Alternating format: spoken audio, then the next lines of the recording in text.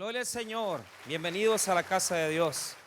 Vamos a no estarles ahí complicando la existencia. Vamos a ir al libro de Hechos de los Apóstoles, Hechos de los Apóstoles, capítulo 16 y 16. Espíritu de esclavitud. Muy bien, Hechos 16. Vamos a leer la porción de versículos del 16 al 18 y vamos a reflexionar en esos versículos bien sencillos. La palabra del Señor dice así: aconteció que mientras daba gran ganancia a sus amos, adivinando, ésta, siguiendo a Pablo y a nosotros, daba voces diciendo: estos hombres son siervos del Dios Altísimo, quienes os anuncian el camino de salvación. Hasta ahí vamos a ver. Padre, te pedimos que puedas bendecir tu palabra, que puedas en esta mañana darnos la oportunidad de poder exaltar, bendito Señor, la presencia de nuestro Señor Jesucristo en nuestras vidas a través de un espíritu de libertad, Señor. Oramos para que podamos recibir una palabra que nos exhorte, nos ministre, nos confronte, pero nos haga aprender también tus verdades. Te damos las gracias en el nombre de Jesús. Amén y amén. Pueden tomar asiento. Muy bien. El libro de Hechos es adjudicado claramente a Lucas. El escritor es Lucas.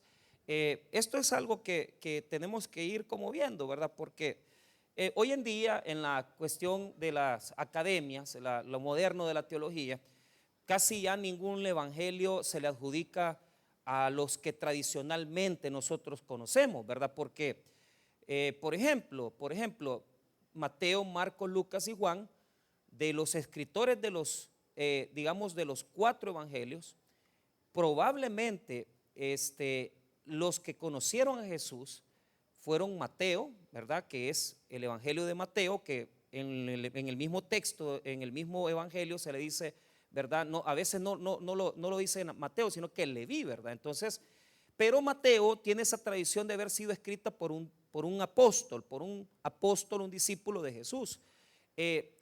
Pero también Juan, el evangelio de Juan es adjudicado al apóstol Juan, ¿verdad? Juan el amado, el que estuvo con Jesús, que se recostaba en su seno, ¿verdad? Ahora, hoy en día en las universidades europeas, esto ya está como diciendo, no, estos libros fueron escritos por comunidades, ¿verdad? Esa es la postura académica hoy en día. Yo, aunque sé de la postura académica, cuando voy a predicar trato de llevarla con la enseñanza tradicional, porque para mí, ¿verdad? Los evangelios, si nosotros comenzamos a decir, no, es que mira, esto lo escribió una comunidad, esto lo escribió la otra comunidad, que yo no digo que tienen algunas razones, pero todas son teorías, hipótesis.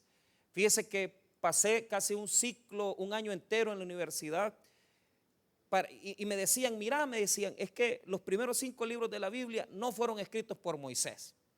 Entonces, cuando estaba en el seminario, mis maestros decían, Génesis, Éxodo, Levítico, Número, Deuteronomio es escrito por Moisés. Y ahora que ya pasaron tantos años, ¿verdad? Ahora ya están dudando, ¿verdad? No, es que quizás sí fue Moisés el que los es poner en duda siempre las cosas. Y por eso es que no hay que creerle a todos los teólogos. Algunos sí, algunos otros no.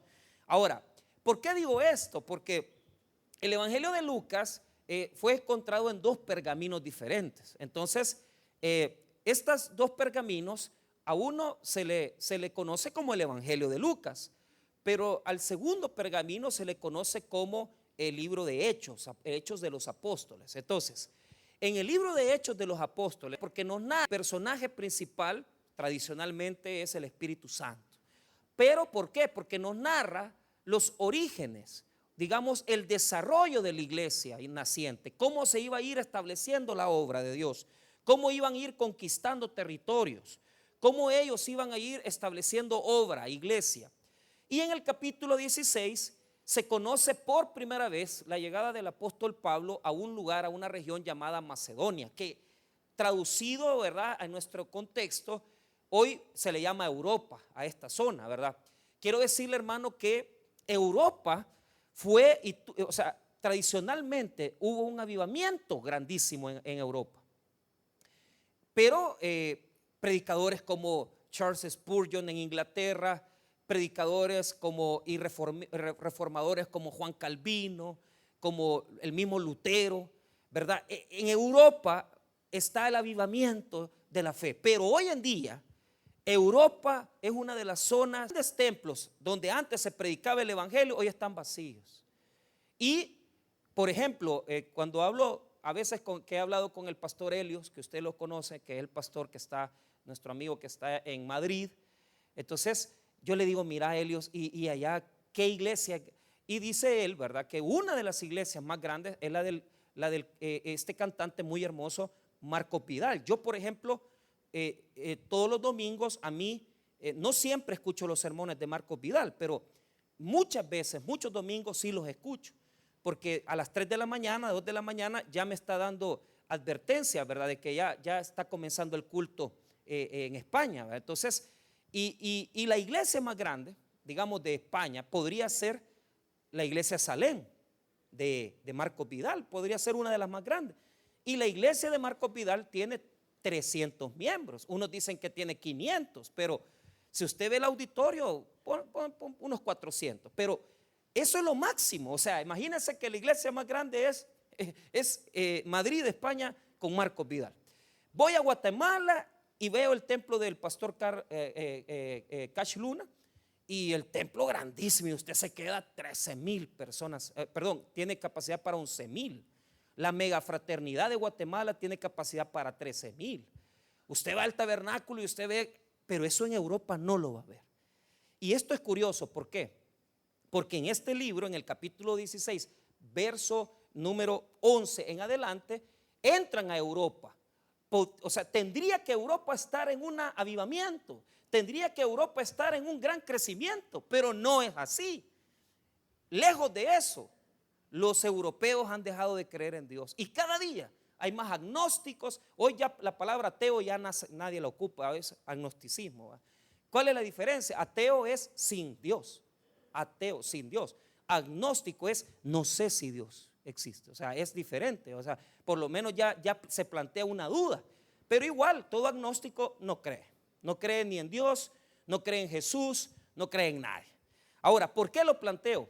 Porque estos primeros versículos del capítulo 16, podemos decir que desde el versículo 11 hasta más abajito, hasta el versículo 40, nos narran cómo el apóstol Pablo con sus compañeros iniciaron la obra. Diga conmigo, una iglesia.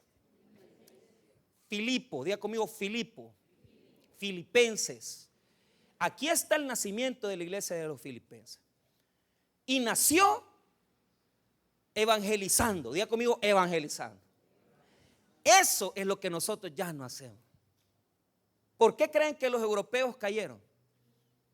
Se dejaron llenar por filosofías, se dejaron llenar por teologías reformadas que nos enseñan que el evangelismo no sirve.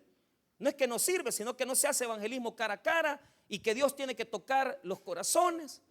Pero hoy en día nosotros como iglesia evangélica estamos en esa decadencia y no nos hemos dado cuenta. Porque cada día más los templos se llenan, pero toda la gente que va a las iglesias, evangelismo no hace. La gente no evangeliza. ¿Y sabe cuál es el problema? Dejamos de tener el conocimiento. Aquí hay un montón de gente que está en la iglesia, pero jamás en su vida ha ganado un alma. No sabe qué es eso. 10 años tiene de ser evangélico y no ganan alma. 5 años tiene de ser en la iglesia y no ganan alma. No saben qué es eso. Y no tienen ni valor. ¿Y sabe cuál es el problema? Deberíamos de tener un espíritu superior. Diga conmigo, un espíritu superior. Eso está fallando en las iglesias. Ya no hay servidores, ya la gente no quiere evangelizar, ya la gente no quiere servir, ya la gente no quiere ir, porque no tienen tiempo, porque trabajan, porque nos hemos hecho domingueros, nos gusta el sermón dominguero, pero sinceramente, ¿bajo qué espíritu vivimos? ¿Bajo el espíritu de esclavitud o bajo el espíritu de la libertad? El Espíritu Santo. Ahora los voy a confrontar para que ustedes mismos aprendan y que ustedes mismos se respondan. Si usted es una persona que por diferentes razones aceptó a Cristo hace 10 años, hace 7 años, 8 años, y usted es un inconstante, déjeme decirle que usted está en espíritu de esclavitud. Déjeme decirle que si usted es una persona que no le habla del evangelio a nadie, usted es un esclavo, pero no del espíritu, es un esclavo del espíritu de esclavitud. Si usted tiene miedo a hablarle a la gente del evangelio, usted no tiene el Espíritu Santo. Así de fácil se lo voy a decir. Si usted no le nace el servir, si usted no le nace adorar, si usted no le nace venir, si usted no le nace ir, usted no está libre, usted está amarrado, atado y no tiene el espíritu de libertad. Yo quiero creer que sí lo tienen al Espíritu Santo, pero el problema es que no han aprendido. Pero puede ser que yo mismo me esté engañando y que verdaderamente una gran cantidad de gente no tiene el Espíritu Santo. ¿Por qué? Porque la palabra de Dios nos muestra eso. Me estoy reuniendo, quiero levantar el ministerio de parejas para trabajar solo con parejas. Quiero levantar un ministerio para jóvenes de 18 a 25 años, es decir, jóvenes universitarios. Queremos levantar muchos ministerios, pero ¿sabe cuál es el problema? No hay gente, no hay soldados, no hay personas que quieran servir al Señor. Pastor, predíqueme el domingo, hábleme del Señor, pero no me comprometa, no me obligue a hacer más. No quiero más, quiero menos. No tengo tiempo, estoy ocupado, trabajo, tengo ocupaciones miles. La pregunta es, ¿bajo qué espíritu vives? ¿Bajo el espíritu de esclavitud o el espíritu de la libertad? Ahí está la pregunta. Muy bien, veamos entonces la descripción del espíritu de esclavitud. Pablo se va a topar con 3 personas. Primero, Lidia, la niña endemoniada, la segunda, y número 3, se va a encontrar con un carcelero. Diga conmigo, Lidia. No, pero dígalo bien, no se me achique, va, están achicados, va, está bueno porque les está cayendo el mensaje, señores. Ahí está, se nota que ya les está redarguyendo, ¿va? Vaya, entonces, Lidia, la niña poseída, y el carcelero de Filipo. Mire cómo se comienza una iglesia con 3. Fíjese que hay una iglesia que a mí me impresiona porque Locos por Jesús se llama, fíjese. Está bueno, está buen nombre, Locos por Jesús, o sea, pero tener una persona, una empresaria, una comerciante de telas, que ella era Lidia, de un estrato social alto, tener una niña poseída, endemoniada, que era de un estrato social bajo, una esclava, y tener un carcelero, eso es una gran mezcla, hermano, eso es una mezcla. Yo estaba hablando esta semana con una de las hermanas que tiene a cargo las granjas penitenciarias de Santa Ana, y la hermana me dice, pastor, mire, yo siempre me he congregado, pero pues yo lo que hago es que me voy, ella sale los días viernes, sale. Entonces sábado y domingo los pasa en San Salvador. Y le pregunto yo, ¿dónde se congrega, hermana? Y ya me dijo ella la iglesia, me dijo, antes era del tabernáculo, pero hoy me congrego en tal iglesia. Si usted supiera, hermano, la cantidad de personas que está trabajando en las cárceles, que son evangélicos.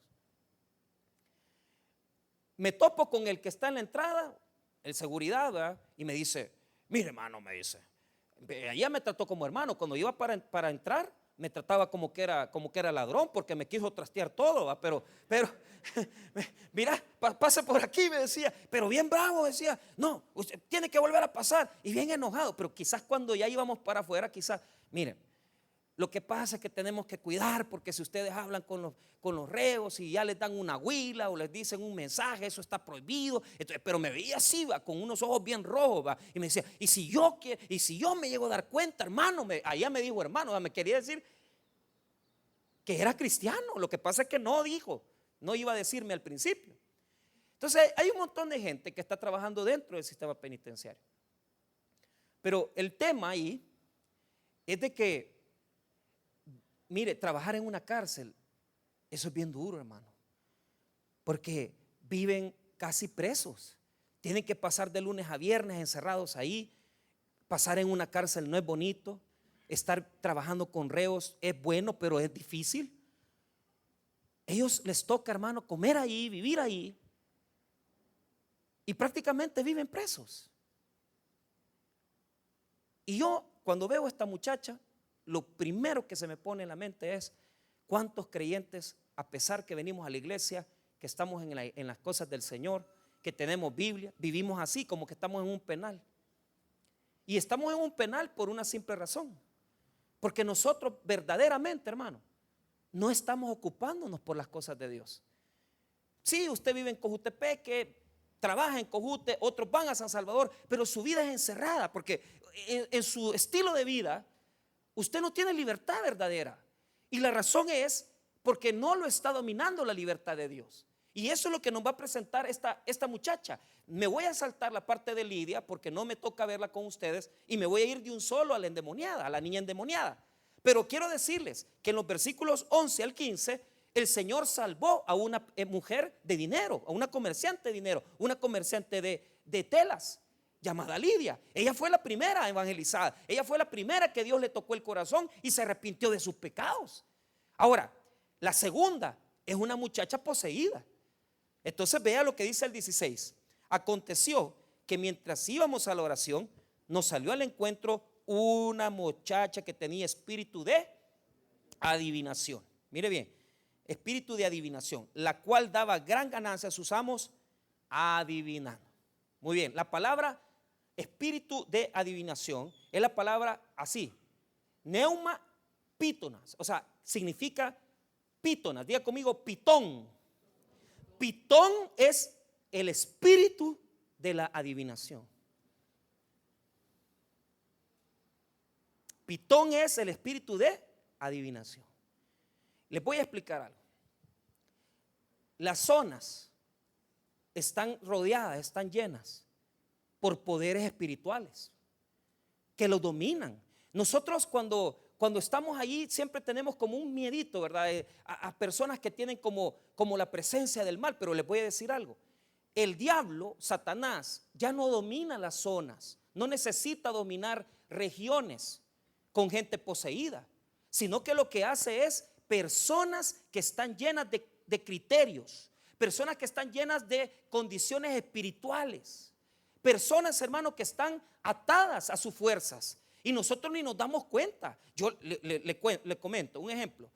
Cuando por ejemplo yo llegaba a Chalatenango, allá en nombre de Jesús, fíjese que pasaba algo ahí en esa zona. Mire, me dice el pastor Colocho, así se llama el pastor que está ahí. Fíjese que en este pueblo, me dice, aquí las señoras se pelean por los hombres.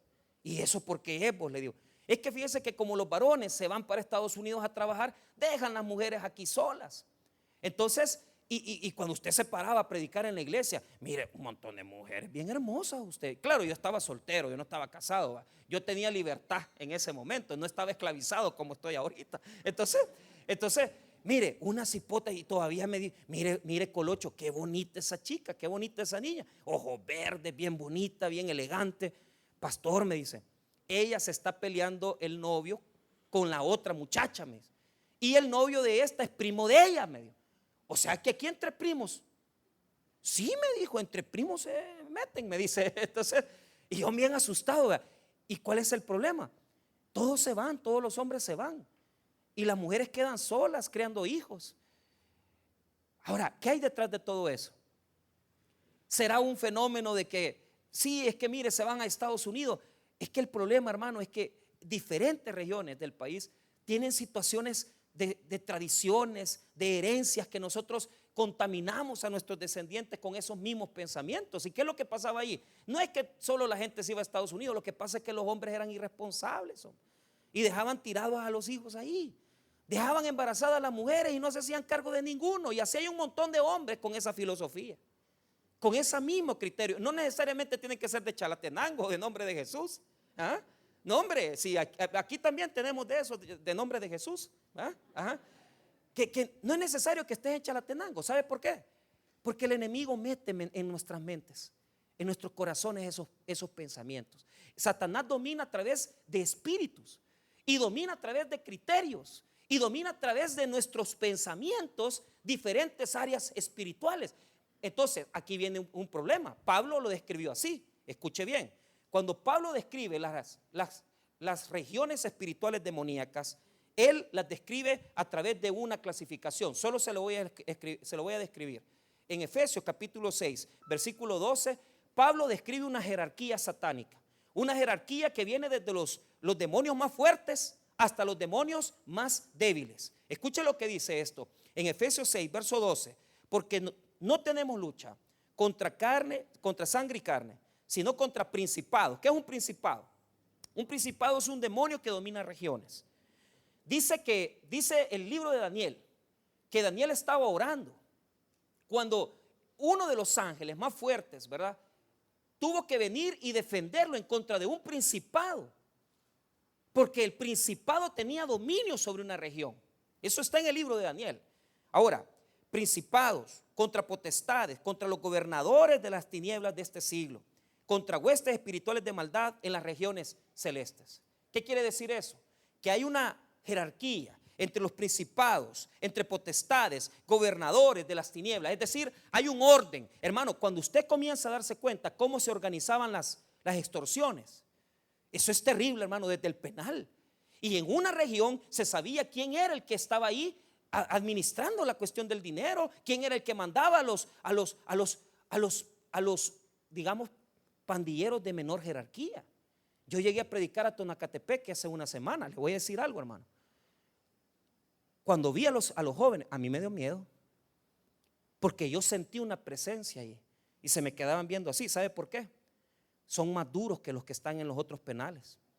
¿Y sabe por qué son más duros esos muchachos?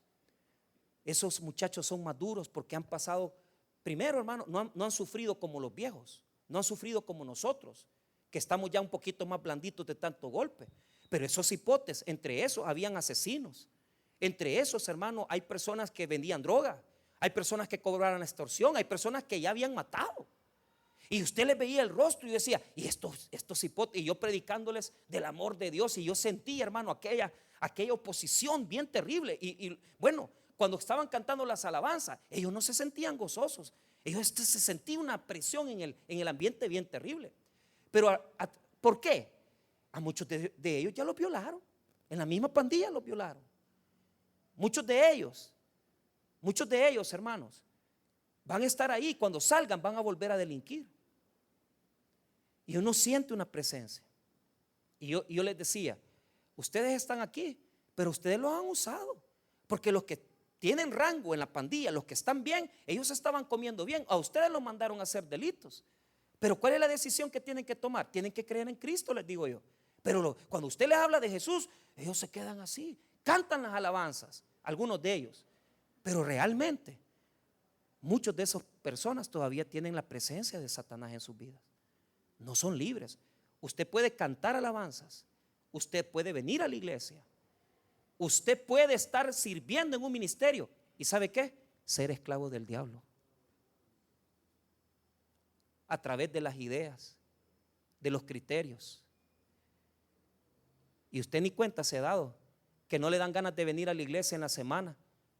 ¿Por qué? Porque el diablo le ha metido ese pensamiento que usted no necesita congregarse. Discúlpeme, usted necesita congregarse, mi amigo. Y necesita aprender palabra, porque la palabra es la que nos hace libres, hermano. ¿Me entiende? Necesita usted limpiar su mente, limpiar su corazón. Y solo por el poder de la poderosa palabra de Dios, que es Jesucristo, es que nosotros somos libres. ¿Qué les quiero demostrar? Que estamos encerrados. Y no nos hemos dado cuenta de eso. ¿Cómo? La pitonisa, así se llama, diga conmigo pitonisa, tenía un espíritu de adivinación. ¿Y sabe qué? El diablo, diga conmigo, el diablo paga mal. El diablo nos da pisto. Él es el dueño de los mejores negocios del mundo. Pornografía infantil. El video más caro de pornografía infantil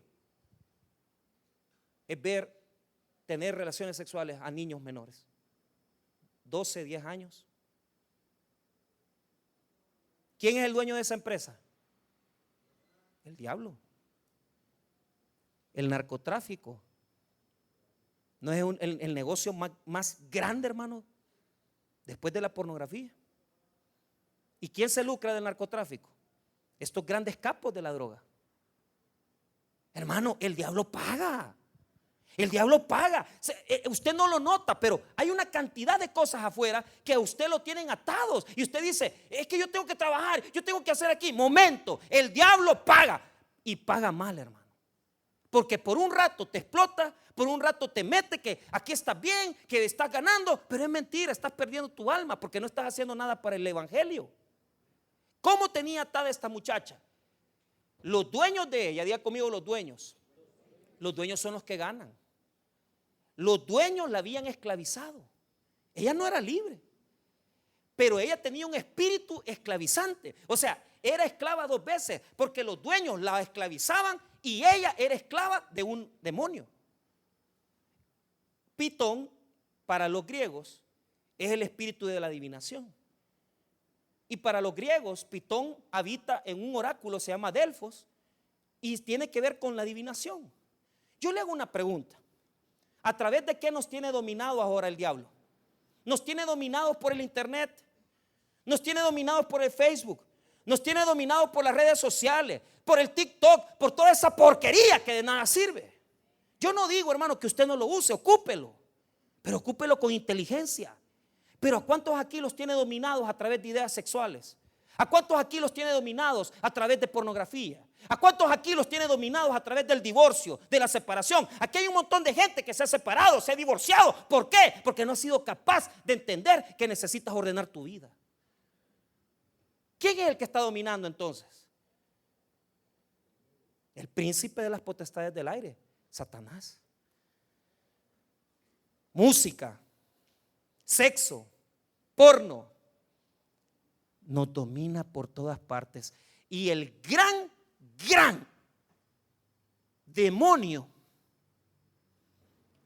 el gran poder que nos domina a nosotros, ¿sabe cuál es? El pisto,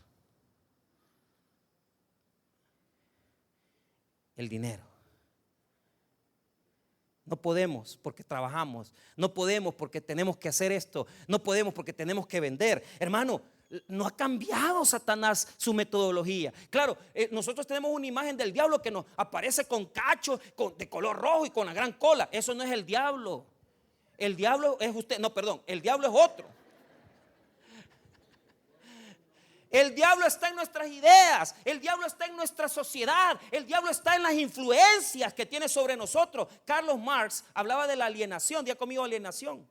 ¿Qué es alienación? Es una fuerza externa que nos domina. ¿Qué lo domina a usted? ¿El amor al dinero? ¿Las redes sociales? ¿La egolatría, la soberbia? ¿Que se ha encontrado un su joven con el cual está teniendo relaciones sexuales y no puede desatarse de esa atadura? Dígame usted, si no somos esclavos, que nos tiene trabajando, sacando. Y para trabajar al diablo somos buenos, fíjese. ¿Sabe por qué? Porque vemos rápido el pisto. Para trabajarle al diablo somos buenos. Porque si nos dicen, mire, hágame un trabajito, le voy a pagar $1000, ahí vamos, hermano. Si nos dicen, mire, no venga al culto porque allá van a estar regalando tal cosa, ahí vamos, hermano.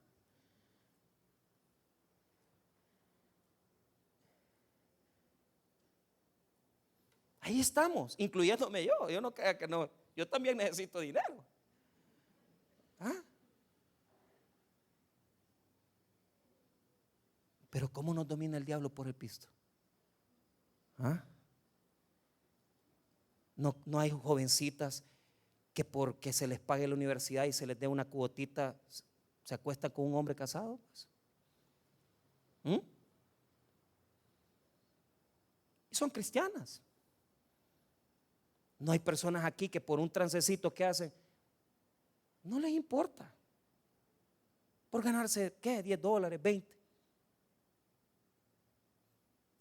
El mismo espíritu que dominaba a esta muchacha es el que domina hoy nuestro mundo. ¿Sí?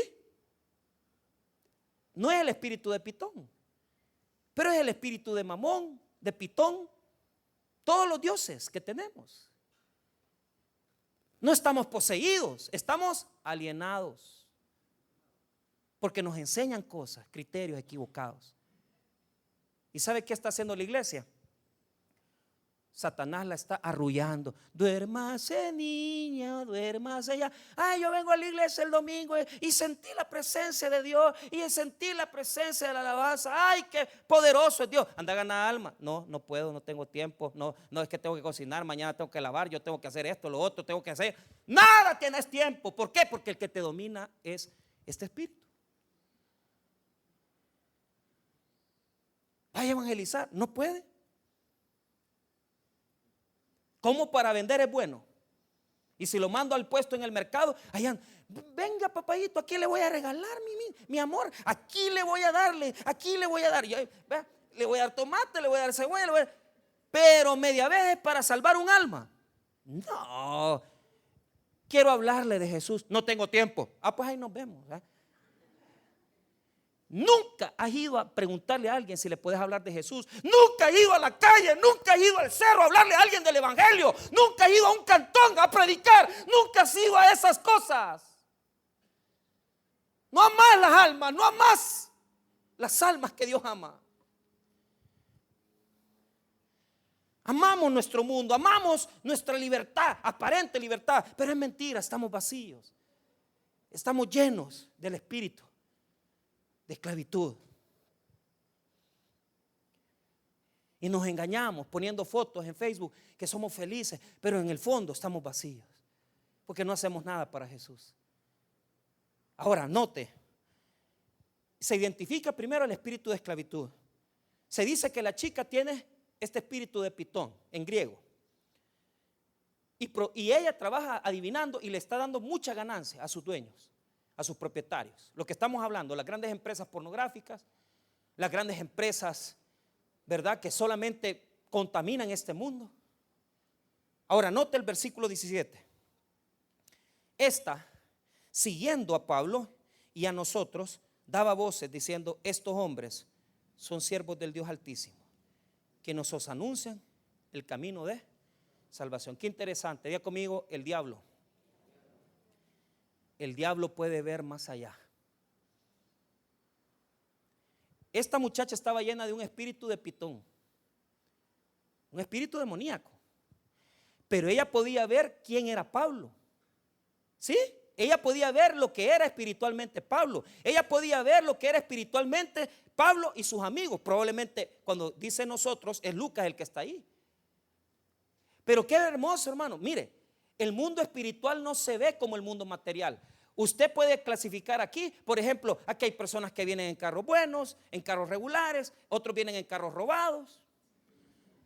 Unos vienen con la mujer, otras vienen con la mujer prestada, con la mujer ajena, con el hombre ajeno, con dos mujeres un camino. Nosotros vemos, pero el mundo espiritual ve mejor que nosotros. ¿Y sabe qué veía este demonio? Este demonio veía la naturaleza, veía la presencia de Dios en Pablo.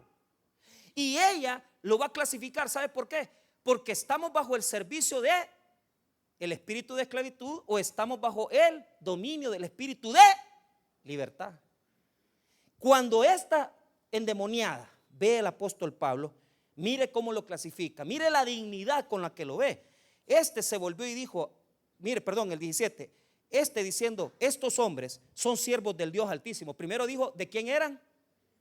¿De quién eran? Diga conmigo: siervo. Diga conmigo: dulos. Diga conmigo: esclavo.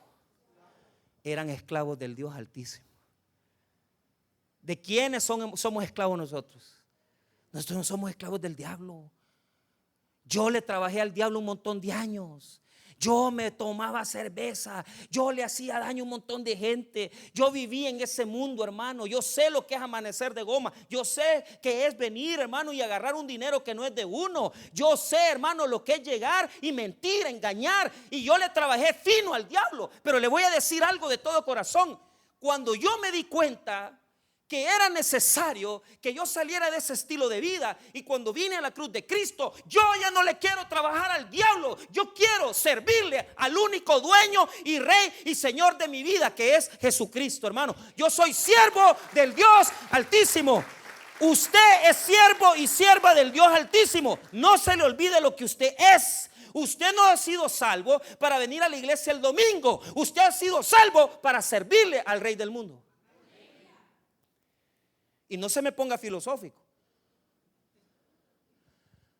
Ay, el pastor, no, Señor, lo voy a confrontar hasta que yo vea que el Espíritu Santo está haciendo obra en nosotros. Porque estamos tan apagados que no queremos ni leer la Biblia, que no queremos ni orar. Y quiero demostrarle que el demonio mismo reconoce quién es Pablo. El demonio mismo reconoce que es siervo del Dios Altísimo. Primero. Segundo, mire lo que dice: quienes os anuncian el camino de. ¿Cuál es el objetivo de esos siervos? Anunciar el camino de. Hermano, Dios no nos ha traído al evangelio para tener más casas.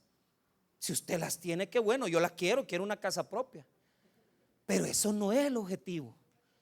El objetivo no es ese. El objetivo, hermano, perdóneme, yo siento que vivo bien, vivo tranquilo, tengo mis cositas, quisiera tener otras.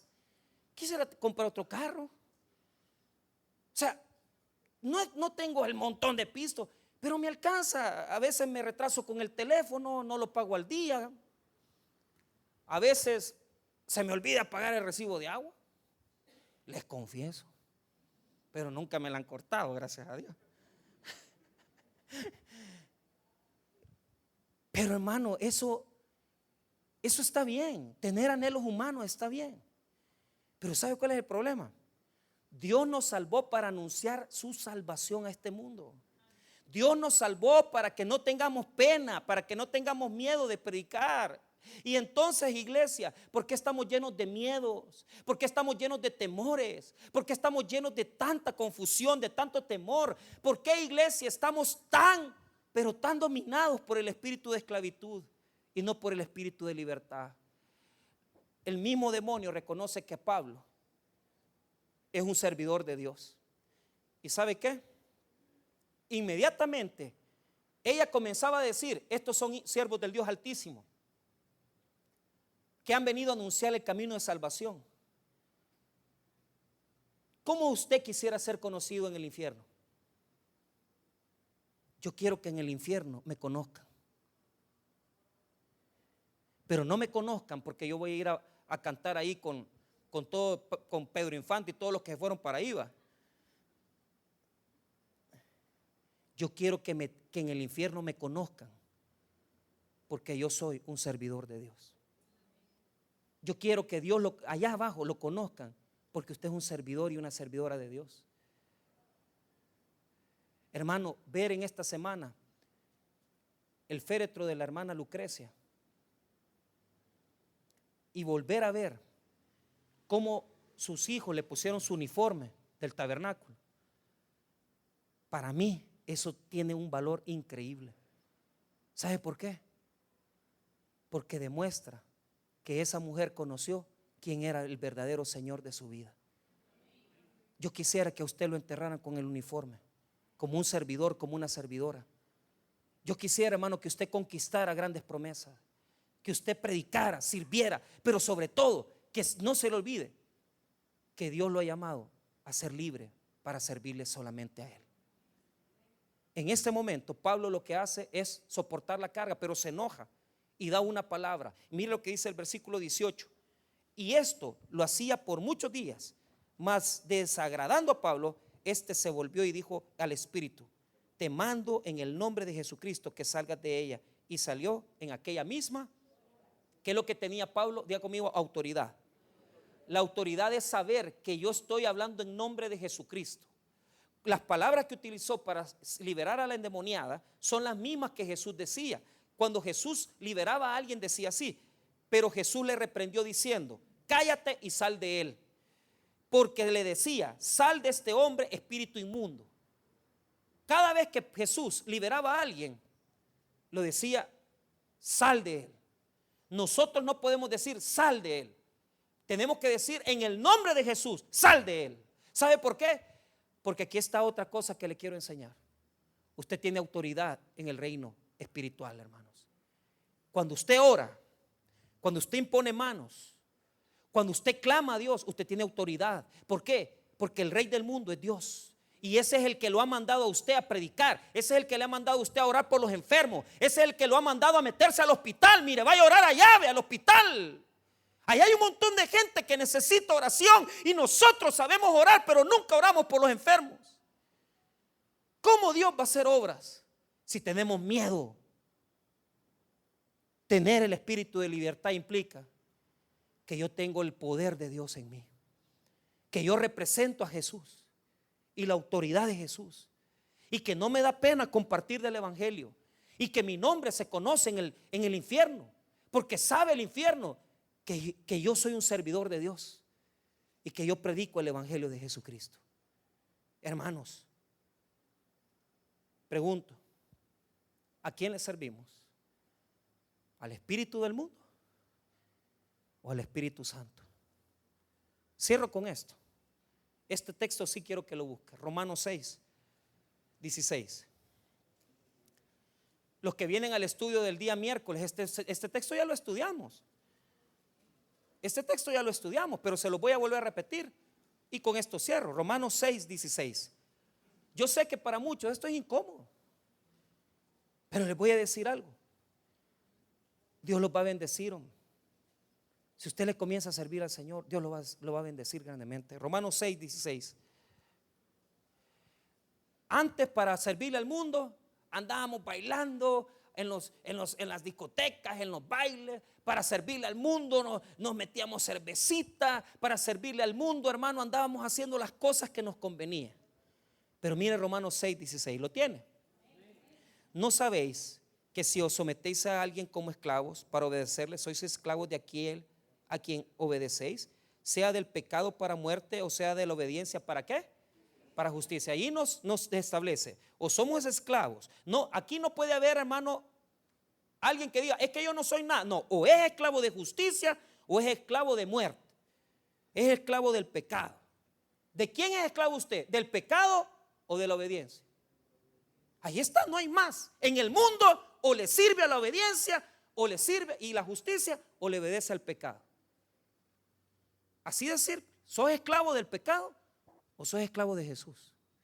Decidí de quién sos. 17. Pero gracias a Dios que aunque erais esclavos del pecado, habéis obedecido de corazón aquella forma de doctrina a la cual fuisteis entregados y libertados del pecado. Vinisteis a ser siervos de la justicia. ¿Qué quiere decir eso? Primero Jesús nos libera del pecado para que seamos siervos de. Ahora, mira el 19. Hablo como humano, por vuestra humana debilidad, que así como para iniquidad presentasteis vuestros miembros para servir a la inmundicia y a la iniquidad, así ahora para santificación presentad vuestros miembros para servir a la. Los miembros es el cuerpo. Así como le servimos con todo. ¿Cómo le sirvió usted al pecado? Con su cuerpo. Bailaba la salsa, bailaba el merengue. Y yo nunca le he visto bailarle a las almas. ¿Cómo le dedicó usted su cuerpo a las cosas del pecado? Y ahora su cuerpo debería estar dedicado a las cosas del Señor. Sus manos, su boca, sus pies. Por eso la Biblia dice, preciosos son los pies de los que anuncian la paz, las buenas nuevas de Jesús. Por eso, hermano, yo le digo esto. No me avergüenzo. Desde la edad de 17 años, 18 años, ya caminábamos grandes cantidades para ir a predicarle a un grupo de personas. Grandes cantidades de kilómetros. Pero yo veo aquí algo. Mucha gente se cree dueña de su propia vida. Y en lugar de dedicar su cuerpo, su corazón, su espíritu a servirle a Dios, estamos sirviéndole a las fuerzas, pero del enemigo. No es correcto que si Dios nos libertó del pecado, nosotros le sigamos sirviendo al pecado. Es necesario, iglesia, que en esta mañana reflexionemos y si no estamos haciendo nada para Jesús, comencemos a preguntarnos dónde Dios nos quiere y qué es lo que desea de nosotros. Y servicios correctos, no servicios de estar ahí, de que, pastor, se necesita gente para que cuide niños, se necesita gente para eso. No, pero el servicio más excelente es la predicación de la palabra de Dios. Hermanos, si tenemos al Espíritu Santo, vamos y prediquemos las buenas nuevas. Dios nos va a bendecir si le servimos. Y Él va a recibirnos con grandes bendiciones. Porque no le servimos al espíritu de Pitón, le servimos al Espíritu Santo, que nos hace libres y nos da la libertad que solo Cristo puede dar. Vamos a orar, hermanos. Padre, gracias por